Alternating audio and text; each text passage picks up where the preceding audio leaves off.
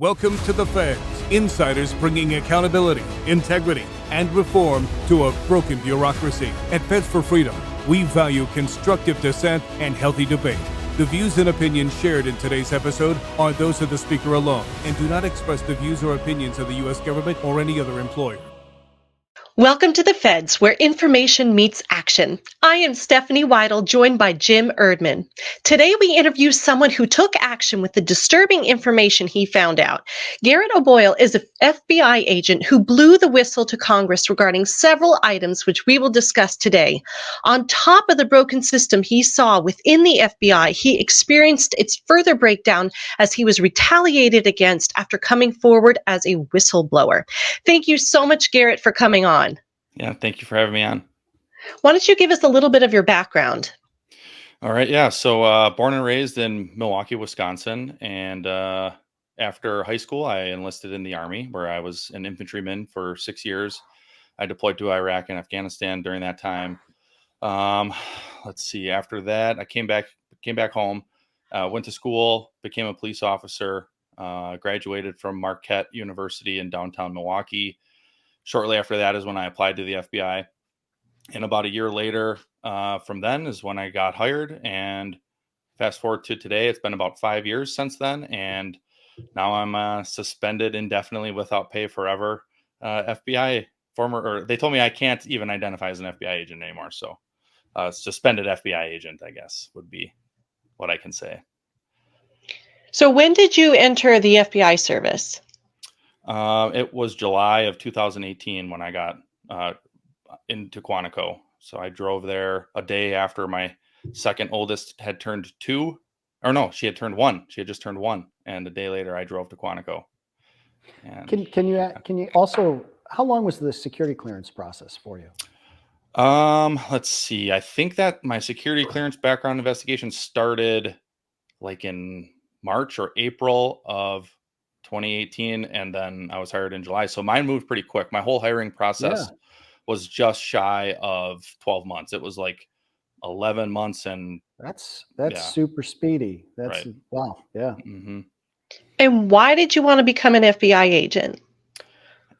That's a good question. I kind of wish I wouldn't have at this point, but I think just the trajectory of my life, but going back to growing up, 9/11 had a big impact on me, as I'm sure it did many people who decided to get into the CIA like Jim, or FBI like me, or local law enforcement or fire, you name it, military. I mean, it certainly is what put me on this path. And I had a twin brother. I still do, and an older brother, and we were all pretty close growing up. But yeah, 9/11 for me is really kind of what shifted gears in my head. And my twin, he always wanted to join the military. Like I remember as kids, like he would be looking up Navy SEAL books and stuff like that, and I was always like, dude, let's play video games or basketball or something. And he was like, no, I got to train, And then after 9/11, I was like, man, maybe I should get on that path too. And so I did, and I just have always loved this country, for all of our woes as a nation, and I think they're only getting worse. Those aside, I still thought I got to do my part to make this nation better, and I have 4 little girls now and my wife. And when I look at the fabric of our nation, I think, man, this nation is worse than it was when I was a kid. It should be better. And I want to leave it better for my children than it was for me. And that's not the case right now. And I don't know if we can get there, but I certainly will strive and do my best to make sure that we can. And even if it's futile, which it might be, but I'm not going to stop. You've talked many times about your Christian faith in our conversations. Did that kind of change the way that you saw things within the FBI? Would you talk a little bit about that? Yeah, for sure. That's actually the most important part of all of this to me is my faith and getting to talk about that. So thanks for asking. But yeah, my faith certainly does play a huge role, and it certainly played a huge factor into why I started blowing the whistle on things. Because, and I put this in. So it's been about a year since I was suspended. It was September 26th was a year. And in October of last year, I was afforded the opportunity, if you want to call it that, to provide a written appeal to their decision to suspend me. Of course, that written appeal itself went to the very people who suspended me, the FBI, and I mean, it's just a sham trial. Garrett, they investigated themselves and found no wrongdoing. Exactly, right? exactly, and Makes which is perfect exactly what happened. But in there, I put a verse, James 4:17, which has really been preeminent for me, and it says essentially, for the person who knows the right thing and fails to do it, for him it is sin. And I just told some friends the other night that verse, it's been really powerful for me again lately, because I'm struggling. This whole year has been a struggle, and some days are worse than others, and it's been kind of a rut for me again lately. And I keep coming back to that verse though, and for all the things I saw, if I would have done nothing, I would have then deliberately been sinning against my God and against my fellow man and against my nation. And I just couldn't willingly do that. And don't get me wrong, I am a sinner. I sin every day. I have had unrighteous anger throughout this process. I think I've had some righteous anger too. I've had fear and anxiety and chaos and all sorts of things that people would be like, wow, that guy's life is really in disarray. And they'd be right. It is in disarray. When you get everything stripped away from you, suddenly, like I did, it tends to lead to a little bit of chaos. But in the end, at least so far, it has shown that I have had a true faith overall, because I'm not going to turn my back on God. He's not going to turn his back on me. Christ is the one true Savior, and that's the pillar of truth that I get to stand on. And the hard times aside, my own sin nature aside, at least I have that faith to keep encouraging me and to keep me bolstered and steadfast. So, sorry, Garrett, Steph, go ahead. I don't know how the FBI works in terms of giving people jobs or tasks to do, but you in your congressional interviews, in your testimonies, you had a lot of different things to say. So can you tell us kind of how the FBI structure works? Like, what tasks were you put onto? What were you brought into the FBI to do? Right. So initially, when you're hired as an agent, which is what I was hired as, so there's a couple different job options in the FBI. I think the one most people identify the FBI with is that of special agent, and that can be attributed to Hollywood and Capone and the early days of the FBI. But there are analysts and there are clerks and lawyers and all sorts of other people. But for an agent, at Quantico, you get assigned to your field office about halfway through. And then once you get to your field office, they determine what type of violations you're going to work. And when I got assigned to the Kansas City division, I ended up getting assigned to a small satellite office down in Wichita.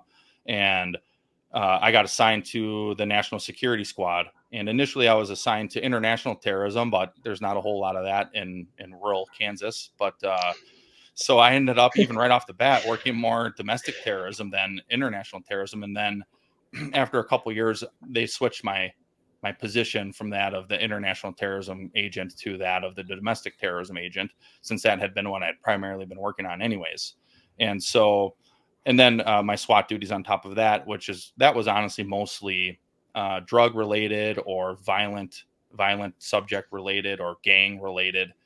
Is where they would use us the most. And isn't that on call? Like, it's sort of like a phone SWAT.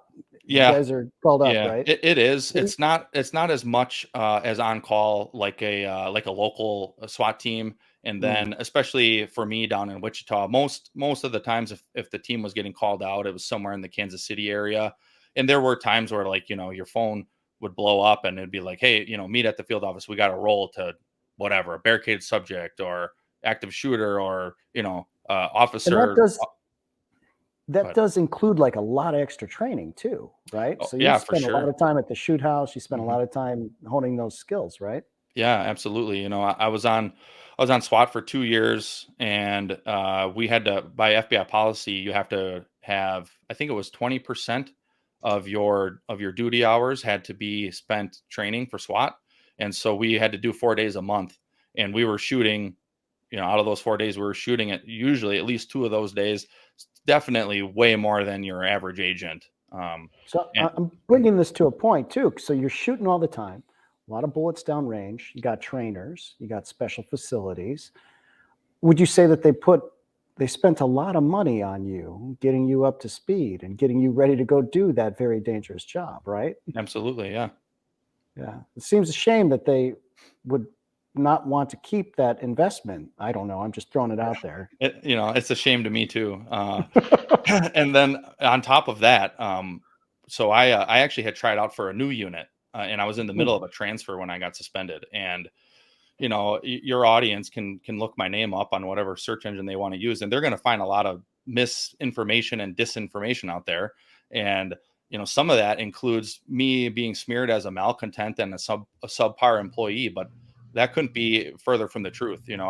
I tried out and was selected for SWAT. I tried out and was selected for this new unit that the FBI was standing up, and they were eager to have me. They were basically talking me into the transfer because my wife, at the time when I tried out, she was pregnant, and we knew our daughter. We didn't know it was a daughter at the time, but we knew a baby was coming in September, and we knew if I made this new unit, that would be right around the time we'd have to PCS, which is a permanent change of station, to the new duty assignment, which was in the Quantico, Virginia area. So it's a cross country move, and so they spent a lot of time and effort on that, even to send me to the training for that new unit, to send me to the selection for that.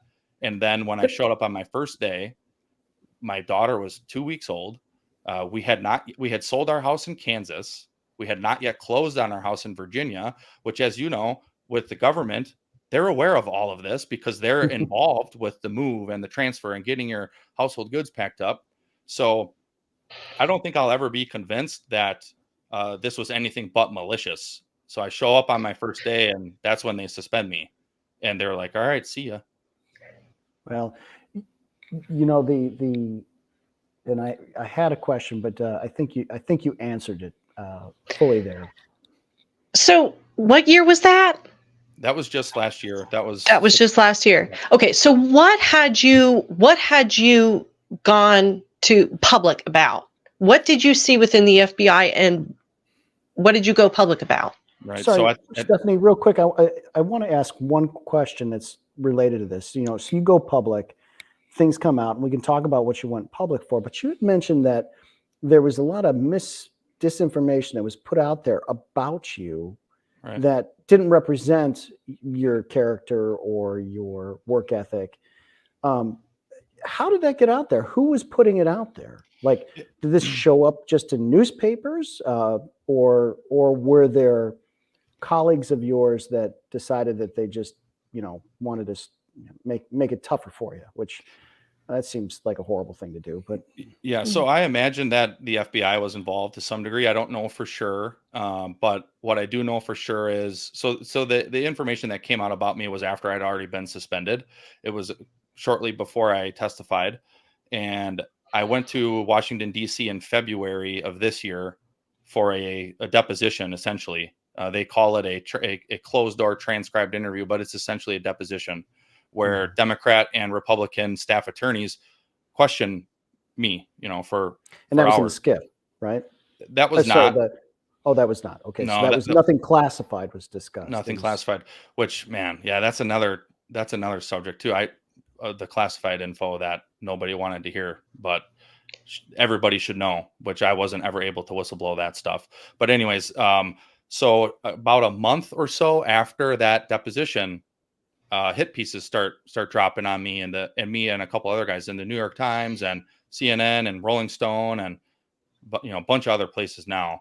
And so I don't know what or if I don't know to what degree the FBI was involved, but I'm sure the Democrat staff attorneys who deposed me had a hand to play in that, because which committee was this? Which oversight?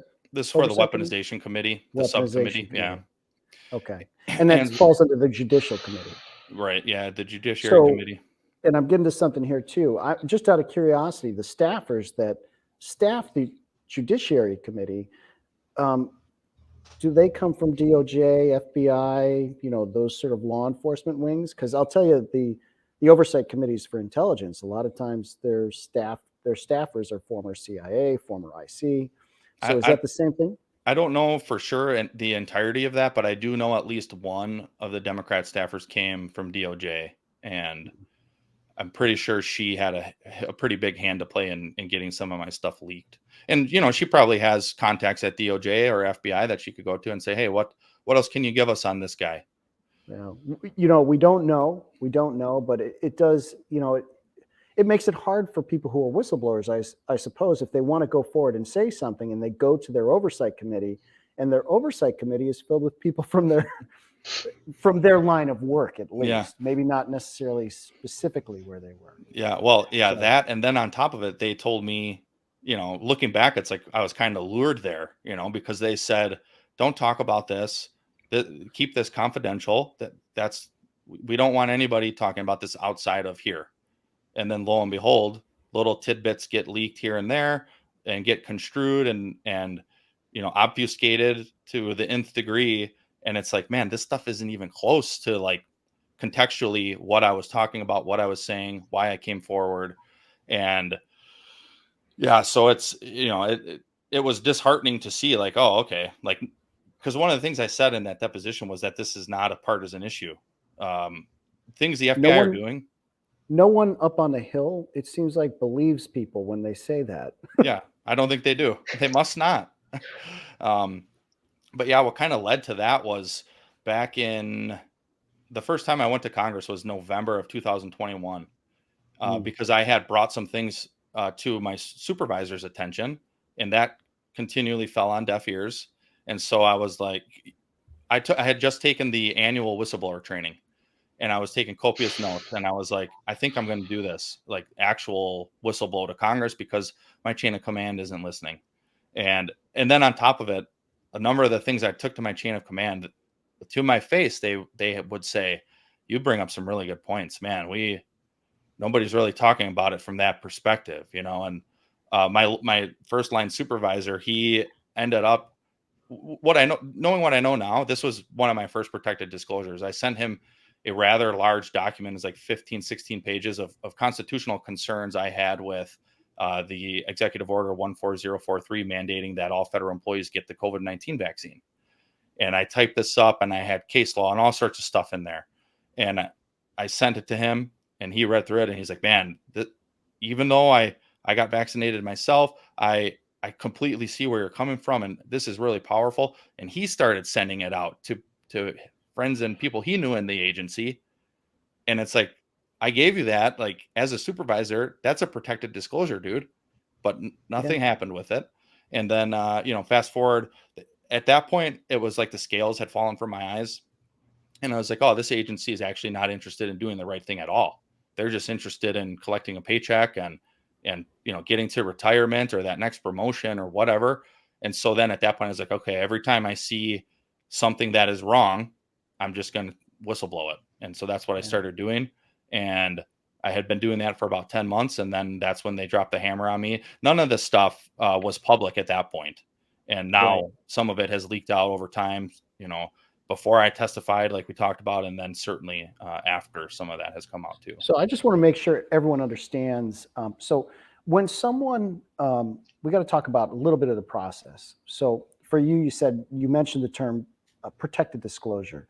Just to clarify for everyone, and you can correct me if I'm wrong here, since you're the expert, but a protected disclosure is when someone within an agency or department goes to a supervisor or someone in authority and says, hey, listen, this issue right here, I think there's a problem with it. Now, if you're working for FBI, DOJ, IRS, doesn't matter where, if you're identifying fraud, waste, and abuse, if you're identifying something that looks as though it falls outside of regulation, is discriminatory, that goes to EEO, actually, the discriminatory stuff. But things that generally, it's like a fraud, waste, and abuse sort of thing, but something that is illegal. Right. Once you make that statement, that's the protected disclosure. Now, that's not whistleblowing. That's just saying, hey, listen, I think you guys should do something. What happens afterwards is when someone gets retaliated against for making that protected disclosure, then they file a whistleblower complaint because they're saying, hey, listen, I said this, and then this happened, and I'm a good employee, I didn't do anything other than say this. So that's where the whistleblower complaint comes in. Just to clarify, did I miss anything there, Garret? Yeah, I mean, I guess it's a little nuanced. Like at least in the FBI, like if you make a protected disclosure, that's supposed to trigger the whistleblower protections. And so if I go to my boss and I say, "Hey, boss, based on this Supreme Court case law, what you guys are trying to make us do with the COVID vaccine or fill in the blank, that's illegal." And there are five major categories of wrongdoing that you can become a whistleblower for. I don't know them all off the top of my head, but the main ones that I filed protected disclosures under were abuse of authority and what was the other? Yeah, see, abuse of authority was the big one because just look at the front page of the newspaper every day just about, and it's like the FBI is violating something again, and I started seeing all sorts of things that I was like, we shouldn't be doing this. This is wrong. And so started. We want to make sure you get time to talk about the things you did discuss, but I want to go back real quick to this protected disclosure, what you've said. And I'm just curious, when you went to them and said, hey, listen, this vaccine mandate sure seems like it's not constitutional. And, I had a bunch of us had a bunch of arguments similar to yours. And did they come back and say, well, it's not really a protected disclosure because reasonable people can have reasonable differences about questions of policy. And this is a policy question. It's not a legal question. Did they come back to you on with that sort of mealy-mouthed, slimy, sort of weak? Yeah. I'm revealing what I really think here. Sorry. No, I mean, you're right. So yeah, people tried that tactic. And I'd say, well, if a policy is against Supreme Court case law, then that makes it illegal. So then the policy is illegal. And, I think it became pretty clear to my chain of command pretty early on once the vaccine mandate happened that I was going to be an issue for them. And so, a lot of this is retrospect. When I look back at things and I think like, oh, that's probably why they did that, or, oh, that's probably why they did this. And, they tried all of that. So did they retaliate because you made the statement to them, or did they retaliate because you went to Congress? So that's a part I haven't been able to figure out yet. And I don't know if I ever will. But one thing that's really interesting that stands out is the day I left to go, I had already been selected for this new unit, and I had accepted. And that new unit wanted me to come back to Virginia to train, to do some mandatory training for the new position. So I did. And then the day I left for that training is the day listed on my paperwork that somebody made an allegation about me that I had been making unprotected disclosures to the media, which that's not true. Nobody saw me in the media until the night of May. Well, actually, I guess they saw me during the day on May 18th of this year, which is when I testified publicly. But I did not start going to the media until that evening. And, at the advice of my counsel, they said, you can only talk about things that are already public. So I still don't know who made that allegation. I have my theories. And I think it got to a point where they made that allegation against me, either for protected disclosures I had already made, or just because I was, in their eyes, a problem child, because I was actually trying to uphold my oath. So let's go back to Stephanie's questions. Let's talk about some of the things we've identified the vaccine mandate, and tell you what, you got a whole bunch of listeners to our program that agree with you wholeheartedly. But let's talk about some of the other things, right, Steph, that fall within that arena you wanted to get out there and get fixed. For sure. So one of the first ones that became public, this was part of my testimony in February that was leaked, was a threat tag that the FBI called Threats to SCOTUS 2022. And as the domestic terrorism agent at that time, I got guidance from the FBI that said, hey, we got this new threat tag. And the initial part of the threat tags guidance said something to the effect of, there's a lot of threats going on to the Supreme Court right now because somebody leaked a draft decision that is going to overturn Roe versus Wade. We know that happened now, and that was the Dobbs decision. And we know that there were people picketing and threatening and rioting in front of Supreme Court justices' houses and doxing them. And we also know that that's a federal crime, which the FBI is supposed to investigate. I forget the statute off the top of my head, but we also know that there was a guy who traveled across the country to try and assassinate Justice Kavanaugh. So we know all these things are happening, and these are appropriate reasons where law enforcement should be investigating and intervene. And while they're there, they could have investigated who leaked that decision. I mean, Exactly. just saying, Yep. get a twofer.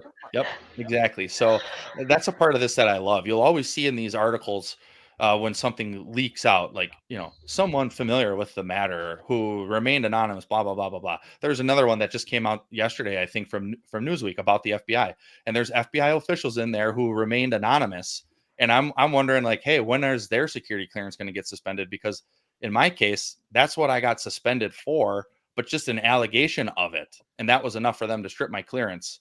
But anyways, that's a different rabbit hole, I suppose. So this threats to SCOTUS 2022 threat tag, I'm like, okay, yeah, that doesn't seem anything wrong with that so far. And then I keep reading, and it says something to the effect of, we need to start looking at pro-life adherents who may engage in some type of violent behavior because of this decision. And I was like, wait a second, why would pro-life people engage in some type of violent activity or some type of backlash to an abortion clinic or whatever else? Because as a domestic terrorism agent, I had purview over the one abortion clinic in the Wichita area of operation, and I've served in the Middle East for a long time, and I've been to these celebrations where they fire off guns into the air when they're super happy.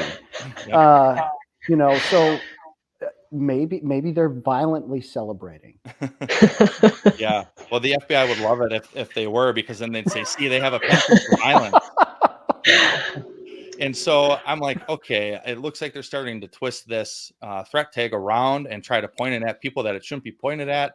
And that was the case, because the very next day I got a what do they call it? I forget what they call it in the FBI, but basically a request. I forget, RQI. I think it's like request questionnaire. They basically wanted me to query my informant base because I was like one of a very few number of people who had a pro-life confidential human source, which that's a confidential human source is a CHS. That's what the FBI calls CIs.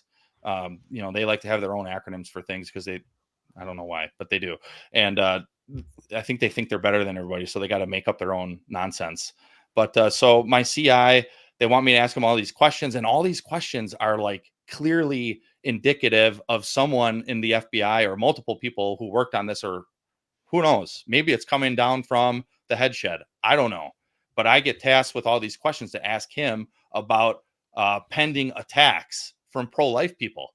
And I'm like, dude, this is out of control. Like, this is clearly trying to twist the Dobbs leak and turn it against people who are pro-life.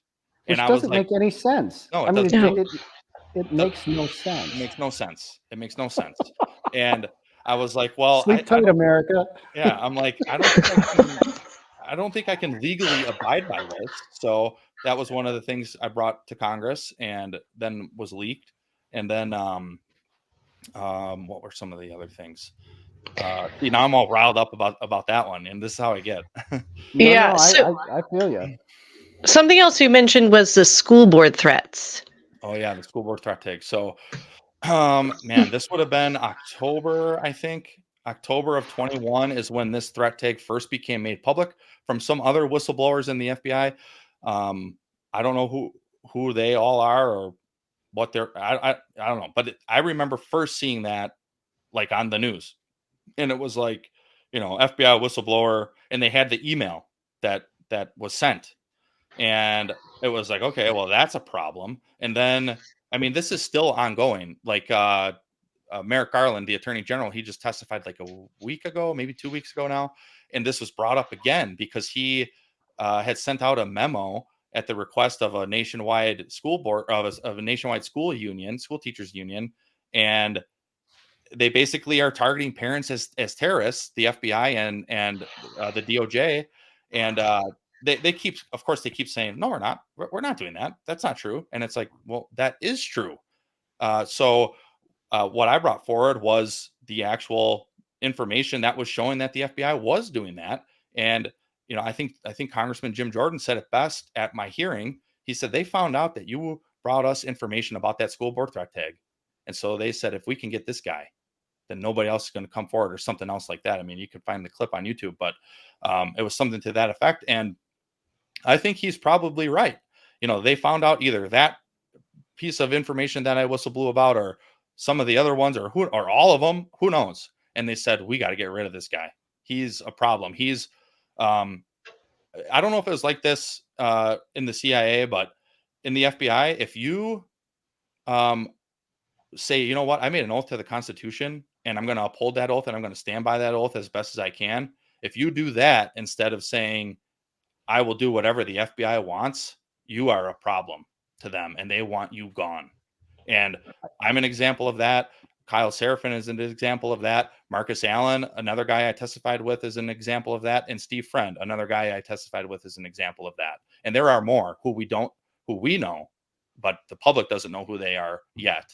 And just today, I was talking with 2 other people in the FBI who are either close to being part of the same purge or might somehow escape the snare of it just barely. And both of them are reaching out, asking for advice, asking for tips, asking for help. And it's like, dude, and guess what? They're all unvaccinated too. If someone asked me right now, do you still love the agency? I would say yes. I would say, yes, I still love the agency. But I would like some things fixed, because the last couple of years has exposed some serious, at a minimum, leadership failures. I want to ask you, despite all of this, clearly you joined the FBI for a reason, just like you joined the Army for a reason, Right. just like you went into law enforcement for a reason. Do you still have a hankering for the FBI? Do you still like them? Like them in the sense of what they ideally are supposed to represent? Because go ahead. I'm talking too much. Go ahead, please. No, that's a hard question, because there's a small number of people who I talk to still who are in the FBI. And when I talk to them, most of them at least, I can hear the struggle in their voice. And that just tells me that they know the things that I know and they see the things that I saw. And maybe not the exact same things, like the exact same things I whistleblew, but the same type of stuff. And they don't know how to deal with it because they're getting a paycheck every 2 weeks. And golden handcuffs. It's the golden handcuff for sure. And I don't know if it can be fixed. Where I sit right now, and I know I'm very uniquely attached to this situation, so I could be wrong. But from my point of view, I don't think it can be. I don't think it can be saved. When I first got hired by the FBI, I was stunned that I got hired, that I made it through. Yeah. And I felt the same way. I felt the same way. I was like, how did I fool them into hiring me? Exactly. And I thought, like, wow, I made it. I remember telling my wife on our first drive to Kansas, I was like, I'm never going to change jobs again. I swear. Like I did it, I did it. And this is it. This is the peak for somebody in law enforcement. The FBI, as long as I can remember, was looked at as the top of the mountain to get to. And I remember, even at the police department that I worked at, there were guys who would bash the FBI. And I think a lot of that was because they were too afraid to even try, to even put their hat in the ring, because they thought they weren't good enough or whatever. Where here I am thinking I'm not good enough, but if I don't try, I'll never know. And then, whoa, I got hired, and, sometimes I do look back and I think, man, I should have just stayed a cop and just, kept fighting the good fight in that way. But, I put my hat in that ring and I got hired, and it was, I'll say this too. It was the best job I ever had. Like overall, all the malfeasance I saw aside, I thought, like, this is a good job. There are good people here. But as the days tick by, I really start questioning the quote unquote good people, because how good are you if you know how wrong things are and you continue to just say nothing? You continue to violate that tenet from James 4:17. Yeah. I don't know. If I had a nickel every time someone said, "Hey Jim, I appreciate everything you're doing, but I've got a mortgage. I've got that," and I actually understand. Like I try not to judge that, Mm-hmm. but it sure could have been helpful down the line. It could have been helpful to you down the line if someone said, "Hey, listen, this guy's a troublemaker," and at least just one of them said, "Well, hold on, just a second. Take a look at what he actually said." Okay, so yeah, I've got, like you, I'm sure, I've got some feelings about, uh, my work there. And I think that there are some things that have to be fixed. And I think, not being in the FBI, I don't know, I can't make a comparison between yours and my agency, but I think that there are probably some parallels.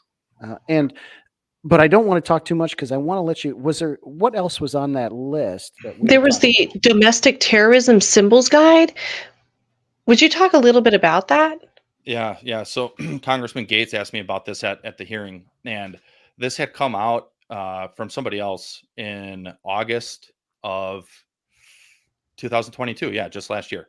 It had come out then, and I thought Ted Cruz and Josh Hawley, I think it was Hawley, definitely Ted Cruz, right around when it came out, Christopher Wray was testifying, and Ted Cruz slams his boot on the table, and he has the Gonzalez battle flag on there, which is one of the symbols on the FBI's domestic terrorism symbols guide that they say are indicative of violent. Really? Yeah, yes, the Gonzalez battle flag, the That's so Gadsden dumb. flag, the Betsy Ross flag, the number 2 and the letter Betsy A. Ross. Yeah, all of these. What? And but as Christopher Wray testified to, he said, "Hey, there's a caveat. There's a caveat usually on these type of intelligence products that say we don't investigate the First Amendment just for investigating freedom of speech's sake."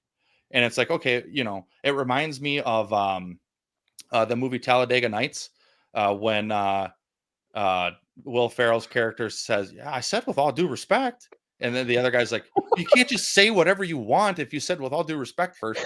And that's what these caveats remind me of, because oh, you put a caveat on it, and you say, well, we're not going to investigate domestic violent extremism just simply based off of First Amendment protected speech, but then that's exactly what they do. Like, oh, you You know gotta. what's funny? All of those symbols are like, a lot of libertarians love those symbols, the Mhm. Hmm. Nazi flag and all that. And we had Brennan out on to go to my side of the house, Yeah, out talking about how libertarians might be domestic terrorists. He said that on national television. which Like, is what are they trying to do? yeah, Like, people who like the Wow. Constitution?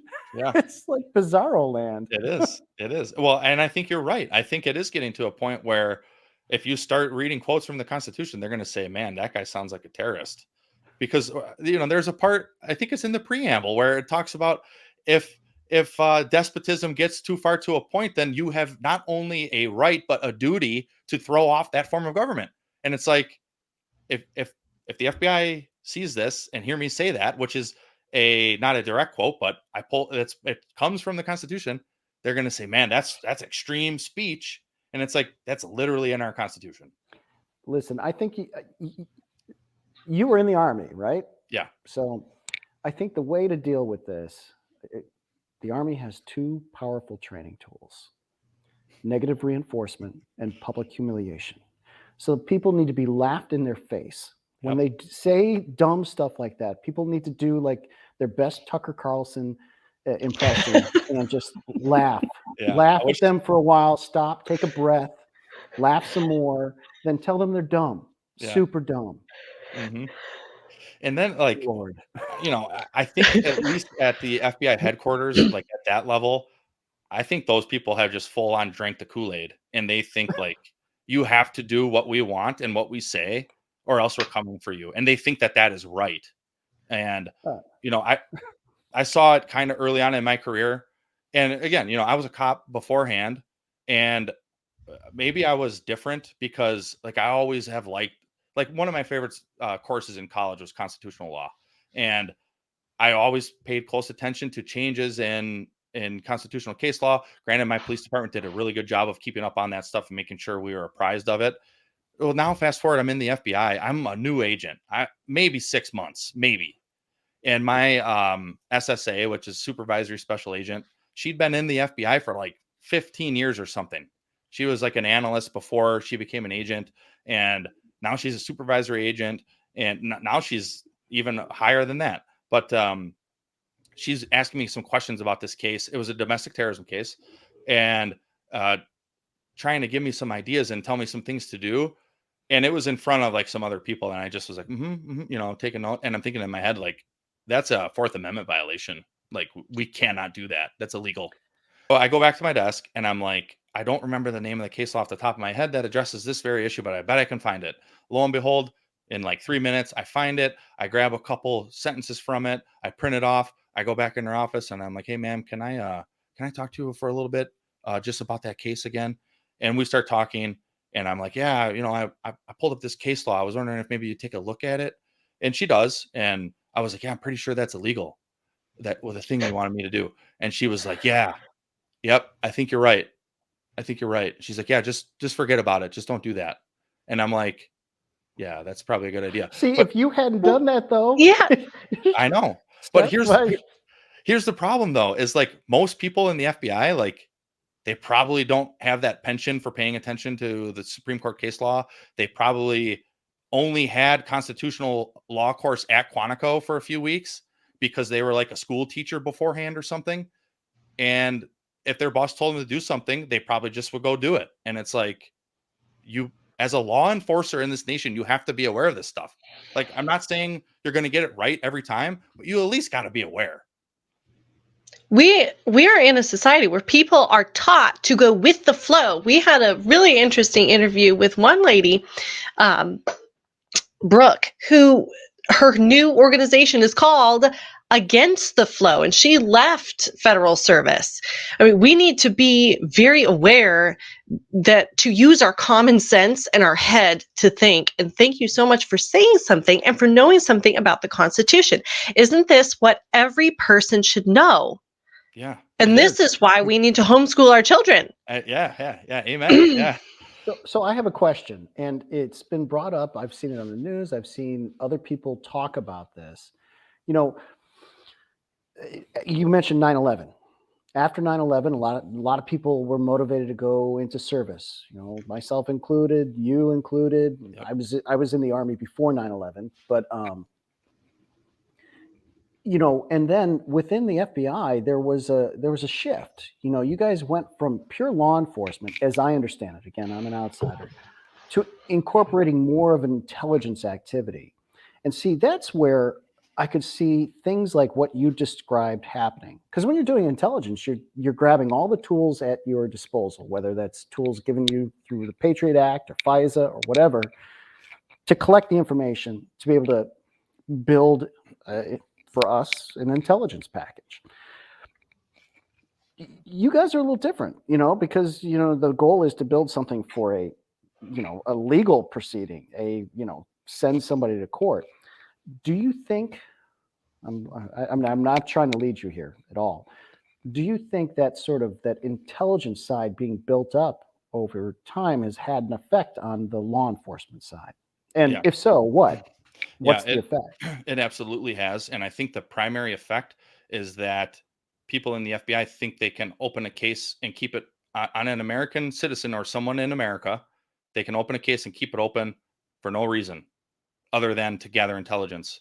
And you literally have people in the FBI, managers, assistant directors on down saying, I mean, they won't come and say it out loud because they probably know it's wrong.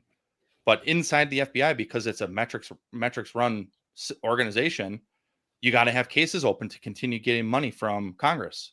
So how can we keep the case open? Is a lot of the time what you're going to get from managers is, well, did you think about doing this? Did you think about trying that? And it's like, in some cases, in some instances, these cases have been open for years. I was aware of cases that were open for 5, 6, 7, 8 years. Well, that's broad-based abuse right there. That's a ton of money. But how do you keep something like a FISA open that long if you don't have evidence to keep it open? Like, aren't they supposed to review that and say, well, yeah, we don't need this anymore?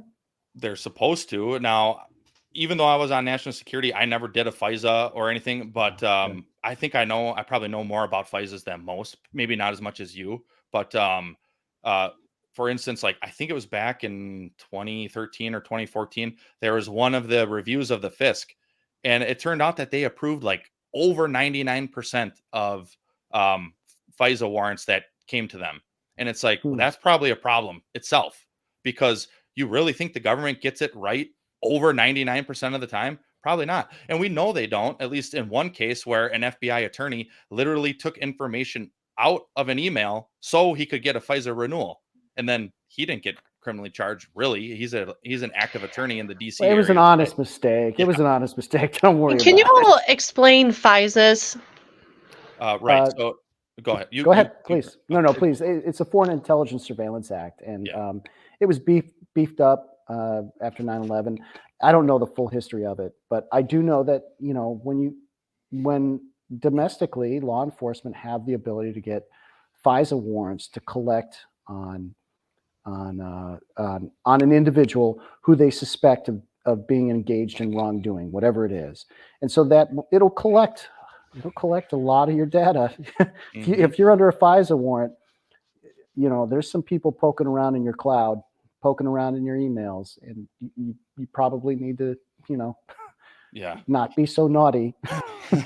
And I guess from the FBI side of it, the FISA, honestly, I don't think the FBI should be allowed to have FISA use. I think it's been abused by the FBI too many times, and I think the intelligence portion of things needs to go away from the FBI, because the FBI needs to get back to its core law enforcement capabilities. I think Hoover would be really, really, really, really happy about the intelligence driven mechanism beast that it has become. And what's funny, you can go on the FBI's website and there's like a timeline of history, and 9/11, they say it loud and proud in that section about how not happy, they don't use that word. They say this is when, the agency shifted from a law enforcement agency into an intelligence agency, and it is part of the intelligence community. And I think that needs to change. Well, they were the first one to put out their assessment on COVID origins. Well, and look what they said about that. Yeah, I did like their assessment. It was nice. I mean, was their nice. assessment is correct, I think. And what's funny about that is that assessment existed long before it came out. And that was one of those things where I said, hey, I have classified information that I would like to share. And I had all sorts of info regarding that. Well, let's steer clear of that for now. But for obvious reasons here. But what I'm saying is, I do think there is, like, you guys historically, you've done a great job with those Russian nationals that were, here, living here for a long time. We wouldn't have gotten to the bottom of some of those things. So there is a traditional role for counterintelligence that I think is really necessary, because we are supposed to be outward facing. We are not supposed to be here on U.S. soil doing, spycraft as an agency. But FBI, they handle those knuckleheads who want to try and spy on us from here, and I think that's an indispensable function. Yeah, it's when it shifts to Americans that I start getting a little not so happy about that. Right, and I think that's the problem. Like, from my perspective, at least, like if you look back through the FBI's history.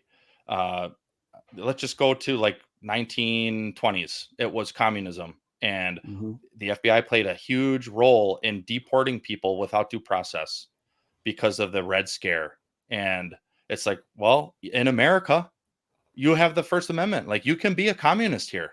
You shouldn't get deported. I mean, you could be dumb. You're allowed to be dumb. Right. Well, speaking of Brennan, he voted for a communist in the late 70s, if I recall correctly. And he tried to play it off like it was a protest vote, but I'm pretty sure he's a communist. Yeah, he probably is.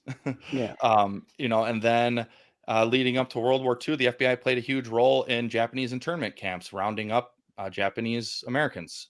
And then in the 60s and 70s, it was civil rights, Martin Luther. Did you guys know that the FBI sent Martin Luther a letter trying to convince him to commit suicide? I mean, that's the FBI. Yeah, they did. And it's in the FBI's vault, or like an FBI clerical person came across it, and it it's public information at this point. And That's then horrible. right, it is. They also had Martin Luther King Jr.'s Why are you phone trying to make tap. me feel bad? Why are you doing that? Well, because I try to show that the FBI has been corrupt for a long time, and it's not been just a few bad apples. It's been a lot of people not willing to say no to the wrong thing. I'll just jump to 2001, 9/11. It was like, okay, now Muslim terrorists are the extremists that we need to focus on. And I think we all can look back to 9/11 and probably remember some of that fear, and they've taken those same tools though now, and now they're turning them against people, parents at a school board, or somebody who voted for Donald Trump, or somebody who owns guns, or has a tattoo of a Punisher skull and the 3 Roman numerals in it for 3%ers. Another one of their symbols that they think is a I don't even know symbol what of that terrorism. is. It's a 3%er symbol or something, and I don't know what 3% means. Hey, it, boomer. yeah, it means it.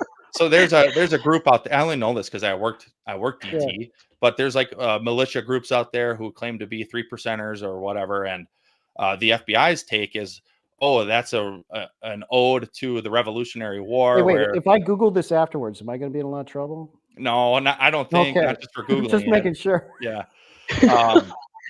And so yeah, all these things they twist and obfuscate, and now they're using a lot of those same tools that they used in the wake of 9/11 that were approved because of the Patriot Act.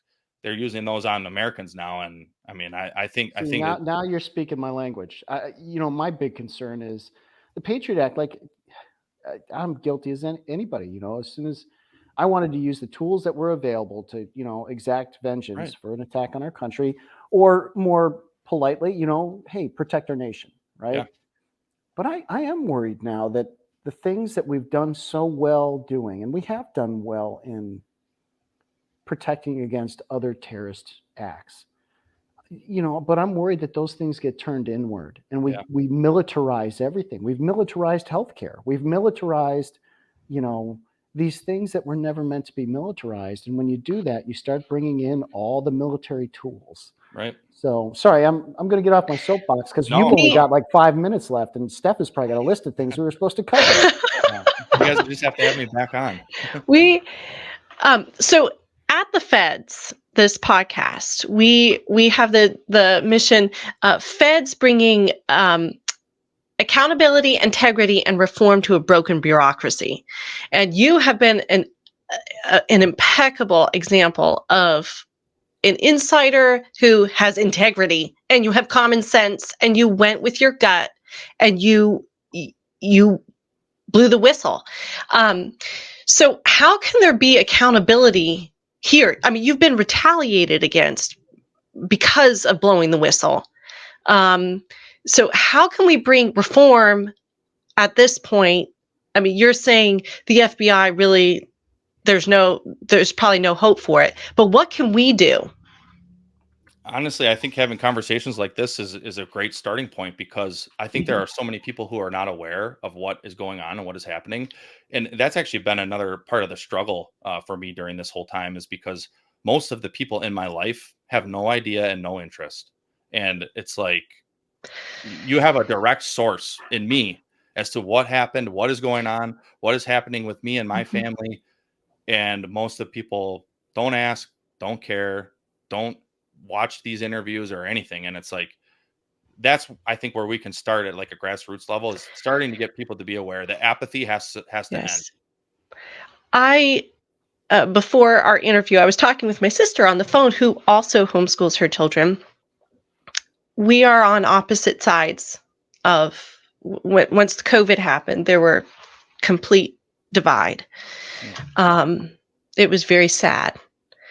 But I was talking about you to her, and I said, wow, I'm really excited about this. There's going to be a lot of information. And there was silence. No question. She didn't want to know. She didn't want to hear anything. Why do you think people are like this? And I want to grab her and say, why are you homeschooling your children? Why are you taking this opportunity and not teaching them how to think? Yep. Yeah. That's what I want from my kids, to teach them to think. Yep. So I wish I knew why? the answer. Yeah. I think honestly, and I could be wrong about this, but I really am starting to think that it comes back to cowardice. Is people are that we love our lives so much. We love our comfort. We love our Netflix and our DoorDash and our direct deposit every 2 weeks. And oh, if I just don't worry about it, or if I just do what they say, then everything's going to be all right. But as history has told us time and time again, everything is not going to be all right. Tyranny will only grow, and it is up to the people to stop it. One of the things that can fix this is we need a government who is afraid of its people more than the people are afraid of its government. And that's how it was when we were founded. And I don't mean like I don't want people who work for the government thinking like, oh, is somebody going to come and kick my door in tonight? Which is a fear that I live under, that's going to happen from the government. But the government should be worried about being voted out of office or having their pensions, turned into moon dust because they didn't actually earn it, or who know. I mean, there needs to be like huge reform, and it starts with people wanting to know and wanting to pay attention. But instead, you get crickets most of the time, and that's really disheartening to me, to be honest, because it's like that in my life a lot too. But then I remember, like, we have to keep standing firm. We have to keep doing what is right. We have to put on the armor of God, Ephesians 6, and keep going forward into the fray. Because, like I said in my opening statement, here am I, send me. If we're not going to do it, nobody's going to do it. And hopefully, because I think courage and fear are two of the most powerful things that we can impact on somebody else. If they see us and say, man, that person's being courageous, I'm afraid they're courageous. I want to be more like them. Maybe they will be. I don't know. I hope so. I pray that they will be. Well, I think that answers the question, though. Mhm. Steph asked, what do? You said talking about it. That's important. Yeah. But people need to provide an example. Bravery is learned. It's Mhm. not natural. We run away, or if we have to, we fight. And that's not bravery. That's just, hormones and fear. Yeah. But if they see somebody who makes the conscious choice to risk everything and put it on the line, people tend to say, okay, that guy can do it. Now he's taking a beating, but he's doing it. I think that's probably, you're the example. And so we just need a few more. It doesn't take much. For sure. I totally agree with that. We need more. And, I've been saying this a lot lately too. Like, I don't want this. I would not have picked this. But I firmly believe that, God picks and ordains the hill. We just have to obey. And I don't want to die on any hill, but the hill has been picked for me. And, thankfully I'm not dead yet, and I'm going to keep fighting, but we all have to. Thank you so much, Garret. Thank you for your stance. Thank you for standing strong. Yep. Thank you for having me.